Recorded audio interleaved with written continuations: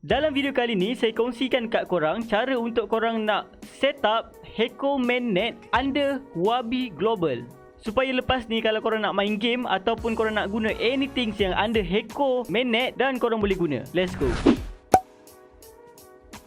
First kali korang kena ada akaun Huobi. For those yang tak ada akaun Huobi lagi, korang boleh klik link dekat description dan korang buka akaun Huobi dengan tonton video ni. Sekiranya korang dah ada akaun Huobi, cara mudah untuk nak linkkan Metamask anda dengan HECO link, most probably Metamask korang dalam keadaan default adalah under Ethereum Mainnet. Jadi apa yang korang perlu buat adalah korang perlu tambahkan HECO Mainnet dekat dalam Metamask korang. Cara paling mudah yang saya tahu adalah korang buat macam ni. Korang cari MDX dan korang tekan mdx.com. Dan dekat atas sebelah kanan ada ETH kan, korang tukar kepada HECO. Jadi akan ada pop-up dekat Metamask korang untuk add network HECO Mainnet ke dalam korang punya Metamask. Dan korang boleh tekan approve. Dan korang tekan switch network.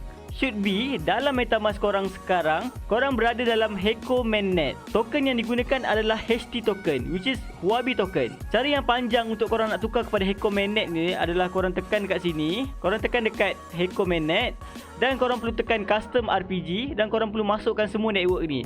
Tapi cara yang saya ajar tadi merupakan cara yang paling mudah sekali untuk nak terus ada HECO Mainnet.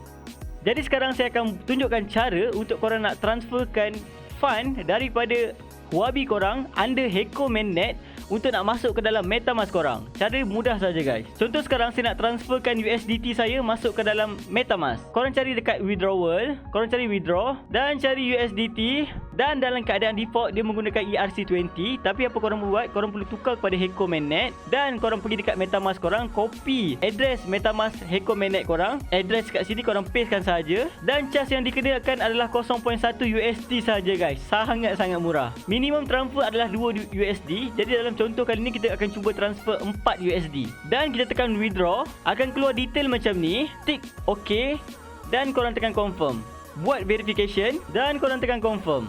Jadi korang perlu tunggu lebih kurang 1 ke 2 minit untuk transaction ini siap, which is withdrawal korang dah pun sukses di submit. Jadi kalau korang perasan dekat HECO Mainnet korang cuma ada HT token sahaja. Jadi apa korang perlu buat adalah korang perlu add token. Cara untuk nak dapatkan token address untuk USDT dalam HECO Mainnet, korang Google sahaja USDT HECO, copy sahaja USDT contract address ni dan korang pastekan sahaja dekat add token tu. So nanti dia akan keluar USDT dengan decimal sebanyak 18. Korang tekan next dan korang tekan add token. Balik kepada depan dan korang tengok USDT saya dah pun masuk ke dalam HECO Mainnet ini. Jadi guys, itulah tutorial cara untuk korang nak transfer daripada Huobi korang ke dalam Metamask under HECO Mainnet. Okay guys, saya harap korang belajar sesuatu berkenaan dengan tutorial kali ni. Sekiranya korang nak support channel ni, saya minta tolong kat korang untuk like and share and subscribe channel ni sebabkan dia percuma dan akan ada banyak lagi tutorial berkenaan dunia blockchain system dalam channel ini.